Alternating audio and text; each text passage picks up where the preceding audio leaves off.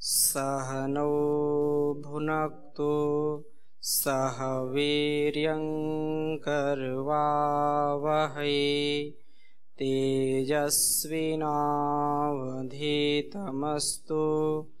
मा विद्विषावहै।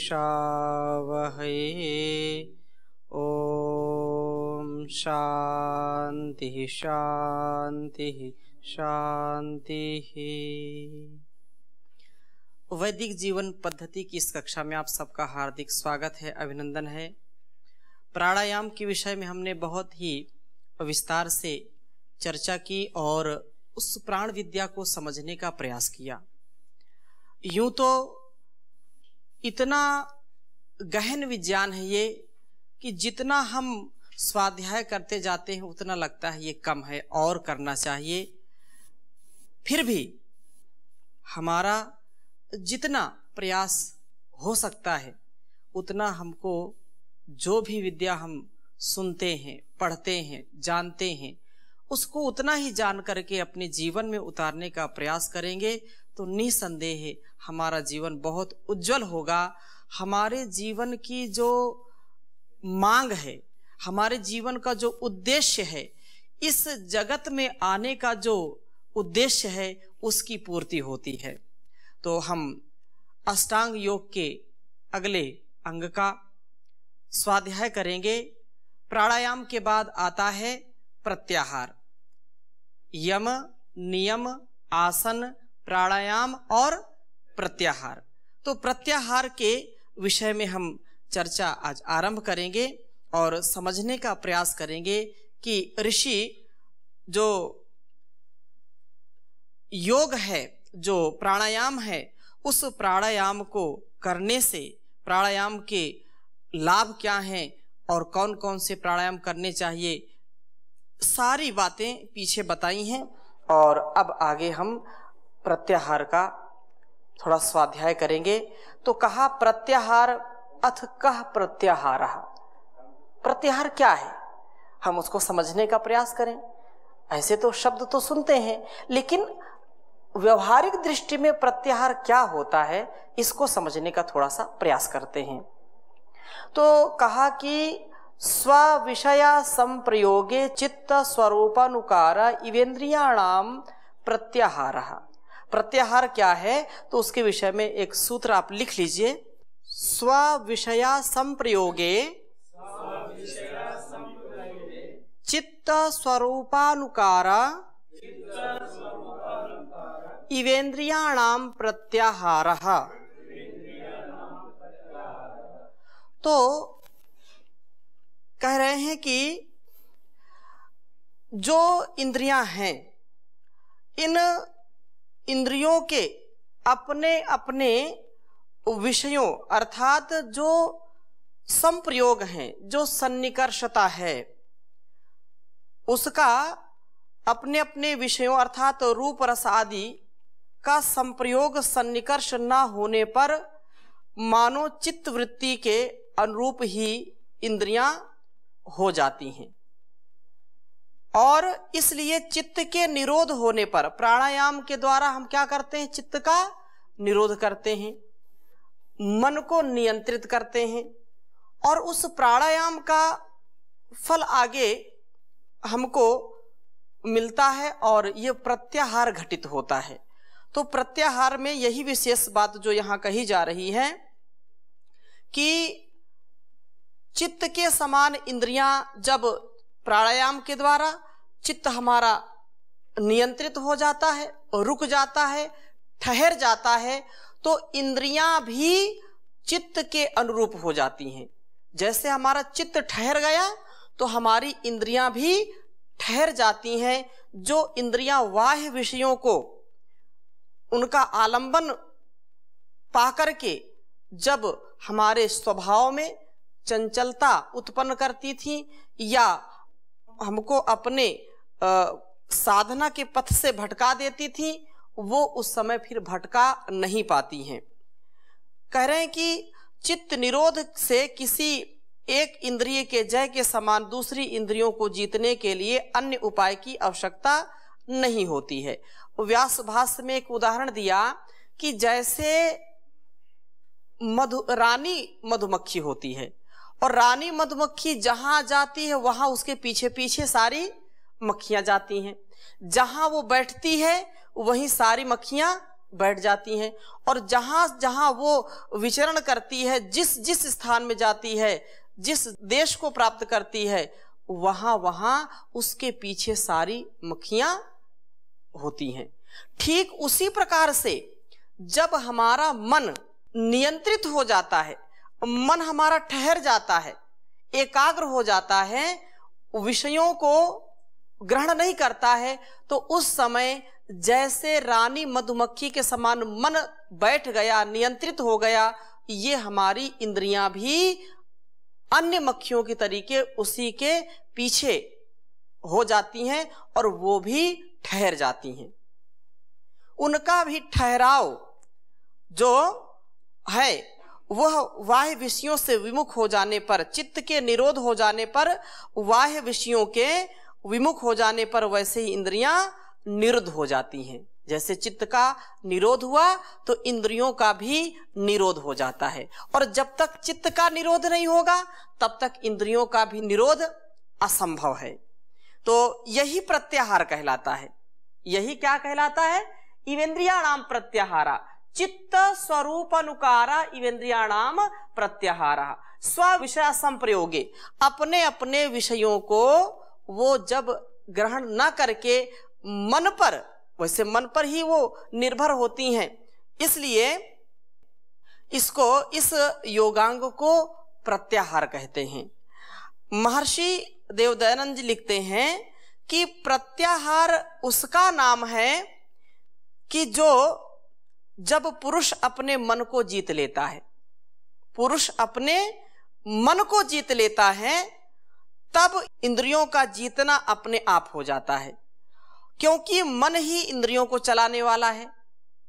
मन ही इंद्रियों को चलाने वाला होता है, और मन जब हमारा ठहरेगा तो इंद्रियां अपने आप ठहर जाएंगी। यही प्रत्याहार है, इसी को प्रत्याहार कहते हैं। और थोड़ा समझने का प्रयास करें कि योगांगों में प्राणायाम का कथन करके अब सूत्रकार जो महर्षि पतंजलि हैं, उन्होंने जो है क्रम प्राप्त प्रत्याहार का स्वरूप यहाँ पर बतलाया है। और प्रत्याहार का जो शाब्दिक अर्थ है उसमें विषयों से विमुख होना, विषयों की उपस्थिति होने पर भी उससे विमुख रहना, रूप को देख करके, रस को चख करके, शब्द को सुन करके, गंध को चाहे सुगंध हो या दुर्गंध सूंघ करके, या त्वचा से कोई भी कोमल या कठोर किसी भी वस्तु का, पदार्थ का स्पर्श करके भी हमारे मन में जब कोई इतर भाव नहीं आता है, तो वो इंद्रियां भी स्पर्श करते हुए, देखते हुए, सुनते हुए, सूंघते हुए, चखते हुए हमको कभी विचलित नहीं करती हैं।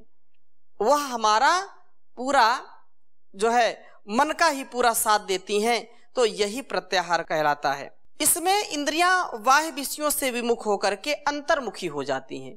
बाह्य विषय उनको जो है अपनी ओर आकर्षित नहीं कर पाते हैं। आंग पूर्वक हृहरणे धातु से यह प्रत्याहार बनता है। प्रति और आंग और हृहरणे अर्थात उत्कृष्ट आहरण, आकृष्ट करने के अर्थ में प्रयोग की जाती हैं। आकृष्ट करता है, और प्रति उपसर्ग ने उसको विपरीत अर्थ में ले लिया, अर्थात जो आकृष्ट करने वाला था उसके विपरीत हो गया, ना आकृष्ट करने वाला। मेरी बात समझ पा रहे हैं? तो इंद्रियों को खुली छूट हम दे दें, लेकिन यदि मन हमारा नियंत्रित है, नियंत्रण में है, तो इन इंद्रियों का इतना सामर्थ्य नहीं है कि हमको अपने पथ से विचलित कर दें। और जो पूर्व सूत्र में प्राणायाम के विषय में जैसे हमने चर्चा की थी, तो प्राणायाम करने से मन की शुद्धि तथा एकाग्रता का कथन किया गया। मन के एकाग्र होने से इंद्रियां भी मन का अनुसरण करने लगती हैं, और यही प्रत्याहार है। मन के एकाग्र होने से इंद्रियां जब अपने जो है मन के द्वारा चलने लगती हैं, तो मन जब स्थिर होगा तो वो स्थिर होंगी, मन चंचल होगा तो इंद्रियां भी हमारी चंचल हो जाती हैं। तो प्रथम यह जानना आवश्यक कि बाह्य नेत्रादि जो इंद्रियां मन के संपर्क के बिना विषयों का ग्रहण नहीं करती हैं। आप इसको व्यवहार में खूब देखते हैं। हम कभी बैठे हैं और आंखें खुली हैं, सीधा हम देख रहे हैं, लेकिन मन हमारा कहीं दूसरे स्थान पर लगा हुआ है। आंखें खुली हैं लेकिन मन हमारा यहां पर नहीं है। फिर अचानक कोई आकर पूछता है कि अमुक व्यक्ति निकल गया इधर से, आपने देखा क्या? या मेरी गाय यहां बंधी थी, वहां से पता नहीं किधर चली गई, आपने देखा क्या? अरे मैं तो ध्यान नहीं दिया, जबकि वहीं पर वो व्यक्ति बैठा है, आंखें खुली हैं। कभी कभी ऐसा होता है, आंखें खुली हैं, कान भी खुले हैं और कोई आवाज दे रहा है, बुला रहा है, कोई बात कह रहा है। कक्षा में तो ऐसा अक्सर होता है, प्रायः ऐसा होता है कि विद्यार्थी बैठे होते हैं और उनका ध्यान कहीं दूसरी ओर होता है। मेरे पास बैठे हैं, मैं बता रहा हूं चीजों को, पढ़ा रहा हूं, लेकिन कान खुले हैं, आवाज भी जा रही है, मुझको देख भी रहे हैं, लेकिन मन से कोई दूसरा चिंतन चल रहा होता है और इंद्रिय जो श्रोत्रेंद्रिय है उसका मन से कोई संपर्क वहां पर होता नहीं है। जब मन से संपर्क नहीं होता है तो इंद्रियों का सामर्थ्य वहां पर कोई काम करता नहीं है। ऐसा नहीं कि वो बहरा है, वो सुन नहीं सकता, ऐसा नहीं कि वो उस समय उसकी आंखों ने देखना बंद कर दिया, देखने की शक्ति समाप्त हो गई, बिल्कुल नहीं। लेकिन मन उस समय यहां पर उपस्थित नहीं था। इसलिए उससे पूछो हमने क्या कहा था, आप बताइए। बोलता है कि मैंने तो ध्यान नहीं दिया, मैं ठीक से सुन नहीं पाया। तो इसका तात्पर्य क्या है कि जब तक मन के साथ हमारी इंद्रियां नहीं जुड़ती हैं तब तक हम वस्तुओं को देखते हुए भी देखते नहीं हैं, शब्दों को सुनते हुए भी सुनते नहीं हैं, अर्थात सुन रहे हैं लेकिन उसका कोई परिज्ञान हमको होता नहीं है, सूंघते हुए भी सूंघते नहीं हैं। इसलिए ये बात कही कि जब मन शुद्ध और एकाग्र होकर के आत्मचिंतन में लग जाता है तो दूसरी ओर ये जो नेत्र आदि इंद्रियां हैं विषयों से संबंध होकर भी उसका ज्ञान करा नहीं सकते, क्योंकि मन तो एकाग्र हो गया, मन अपने उस दूसरे काम में लग गया।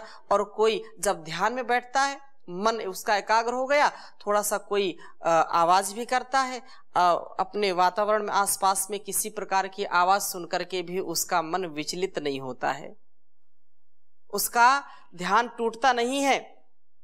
तो इंद्रियां अपने विषयों से असंबद्ध होकर के चित्त का अनुसरण वैसे ही करने लगती हैं। जैसा उदाहरण बताया कि मधुमक्खियां अपनी जो है मधुकर रानी मक्खी का अनुसरण जैसे करती हैं, राजा मन के निरोध होने से इंद्रियों का भी निरोध हो जाता है। ये इंद्रियां सब क्या हैं? दासियां हैं, इनके जो है सेवक हैं मन के। और मन क्या है? मन तो राजा है, जहां मन ले जाएगा वहां इंद्रियां जाएंगी। हम यहां पर बैठे हैं, मन की कितनी शक्ति है आप ध्यान दीजिए। हम यहां पर बैठे हैं और हमने मन को कहीं दूरस्थ स्थान में ले गए, शरीर यहां है और मन हमारा कहीं दूसरे स्थान पर है। अब मन वहां लगा है, हमने इंद्रियों को भी वहीं लगा दिया। अब आंखें यहां हैं लेकिन दृश्य हमको वहां का दिखाई पड़ रहा है, देख वहां रहे हैं। यहां बैठे हैं लेकिन शब्द वहां के सुनाई पड़ रहे हैं। बैठे यहां हैं लेकिन सारा जो नजारा है, जो सारा वैभव है, जो भी व्यवस्था है, हम वही हैं। शरीर तो यहां है लेकिन मन और इंद्रियों से हम वहां हैं। अपार शक्ति इसकी। जैसा जैसा मन दिखाता जाएगा इंद्रियां वैसा वैसा ही करती जाएंगी। मन का जो विचार है, जो मनन करने की जो शक्ति है, इससे ही इन इंद्रियों की शक्ति बढ़ती है, इनमें ही इंद्रियों की शक्ति निहित है। यदि मन नहीं काम करता, और एक उदाहरण लीजिए, किसी को जो है जिसको कोमा कहते हैं, कोई व्यक्ति कोमा में चला गया, कोमा में चला गया अर्थात उसको जो सोचने की, समझने की, मनन करने की शक्ति चली गई। अब वो व्यक्ति देख भी रहा है, सुन भी रहा है, लेकिन वो सब कुछ देख सुनते हुए भी उसके कोई हलचल नहीं होती, क्योंकि मन उन विषयों को ग्रहण नहीं कर रहा है। वो आंखें खुली है तो आंखें खुली रहेंगी, वो बैठा है तो बैठा है, लेटा है तो लेटा है। संवेदनशीलता नष्ट हो जाती है। जैसी उत्तेजना, जैसी जागरूकता, जैसा उत्साह होना चाहिए वो नहीं हो पाता है। इसलिए यह मन की जो शक्ति है, तन्मे मनः शिव संकल्पमस्तु, मनेव मनुष्याणाम कारणम बंध मोक्षयोः, मनुष्य का मन उसके बंधन का और उसके मोक्ष का कारण इसीलिए कहा गया है कि यदि मन हमारा भक्ति में लग गया, मन हमारा ज्ञान की ओर जो है जा रहा है, ज्ञान से ओतप्रोत है वो, तो निश्चित रूप से हमारी इंद्रियां भी वैसे ही ज्ञान के जो दृश्य हैं, ज्ञान पूर्वक जो विचार करना, ज्ञान पूर्वक देखना, इंद्रियां आंखों से देखेंगे भी, लेकिन उस पर कभी वह मन जो है गलत दृष्टि नहीं रखेगा। दृष्टि हमारी बहुत पवित्र हो जाएगी। हमारे श्रोत्रेंद्रिय, हम जो वही सुनेंगे जो हमको सुनना है। वेदवाणी हम सुने, सत्संग का लाभ लें, यही इसका विशेष लाभ है। और प्रत्याहार के विषय में और कुछ परिभाषाएं मैं आपके समक्ष रखना चाहूंगा। प्रत्याहार और किन किन श्लोकों के द्वारा हम समझ सकते हैं, उनको भी थोड़ा समझने का प्रयास करेंगे।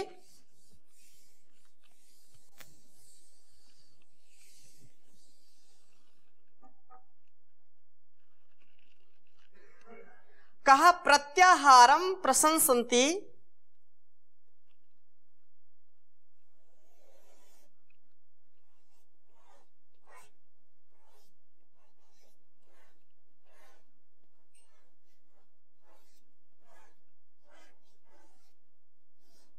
प्रत्याहारम प्रशंसन्ति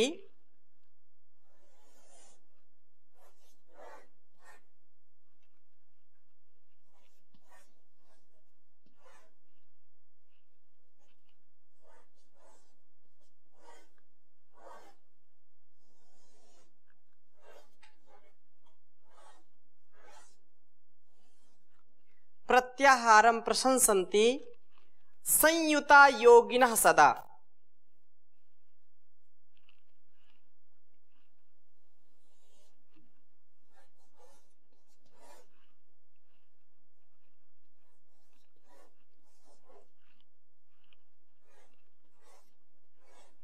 संयुता योगिनः सदा।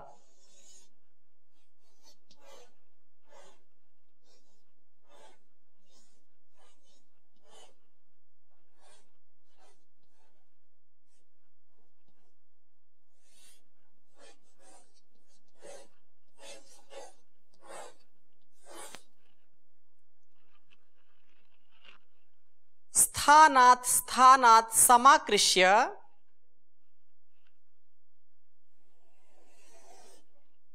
बहुत ही सरलता के साथ समझाने का प्रयास कर रहे हैं कि वास्तव में प्रत्याहार है क्या। स्थानात्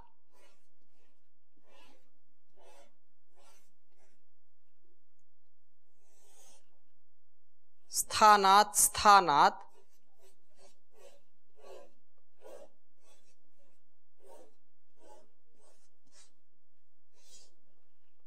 समाकृष्य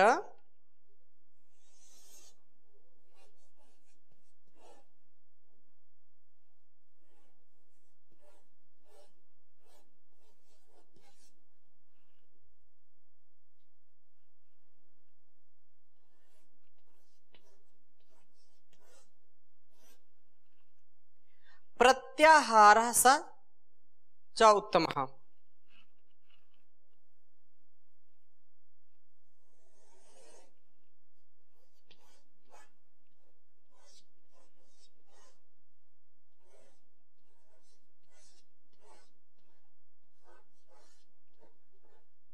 प्रत्याहारः स चोत्तमः।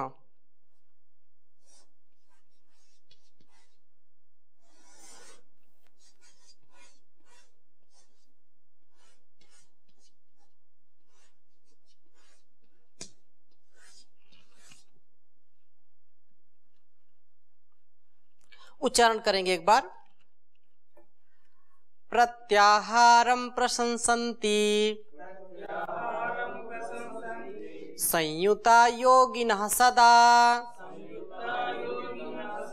स्थानात् स्थानात् समाकृष्य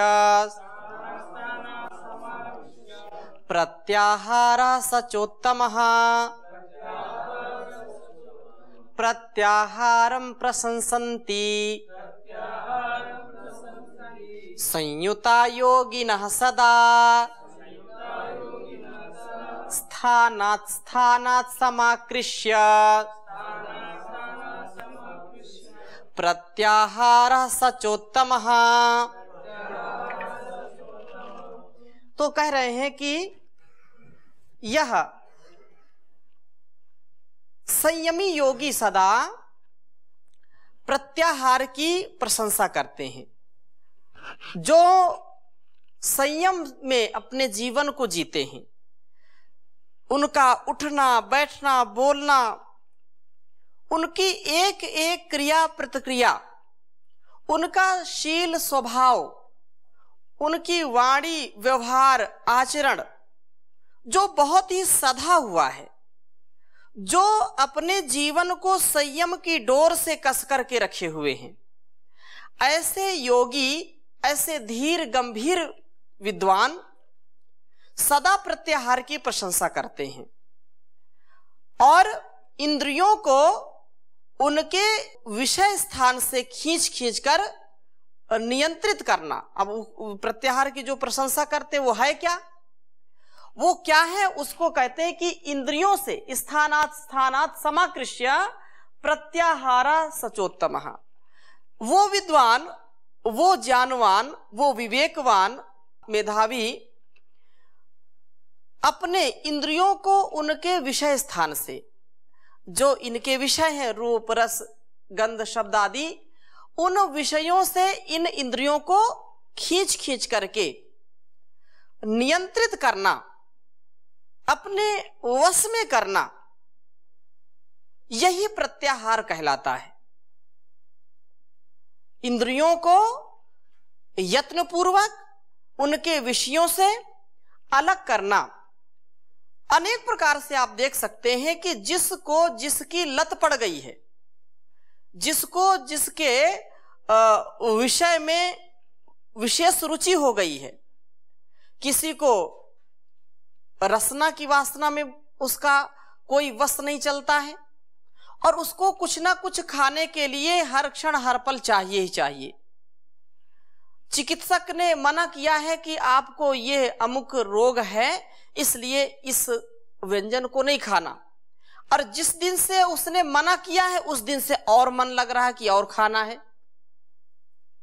उस दिन से और लग रहा है कि कोई घर का व्यक्ति बैठा है तो डांटेगा, तो चुपचाप कहीं से बाहर गए, वहां से खा के आ गए। ऐसी स्थिति जब इंद्रियों को हम वश में नहीं कर पाएंगे तो कभी भी योग घटित नहीं हो सकता है, कभी भी हम योगी नहीं बन सकते हैं। जो सब सर्वश्रेष्ठ कहा गया है योगी को, वो योग हमारे अंदर कब घटित होगा? जब इंद्रियां हमारे वश में हो। मेरी इंद्रियां हो सदा मेरे वश में, मेरी इंद्रियां हो सदा मेरे वश में, मेरे मन पे मेरा ही अधिकार कर दो, प्रभु मेरे जीवन का उद्धार कर दो। ऐसी जो विचारधारा है, ऐसा जो संयमन है, ऐसा जो नियमन है, वही व्यक्ति जीवन में अपनी इंद्रियों को बस में कर सकता है। और ये इंद्रियां जिसके वश में हैं, जिस बुद्धिमान व्यक्ति के, प्रज्ञावान व्यक्ति के वश में उसकी इंद्रियां हैं, वो जितनी बात बोलना चाहता उतना ही बोलता है, जितना उसको हितकारी भोजन है उतना ही वो खाता है। अर्थात जिसकी रसना, जिसकी वाणी नियंत्रित है, संयमित है, वही इस जीवन को अच्छी प्रकार से जी सकता है। और ये कब होगा?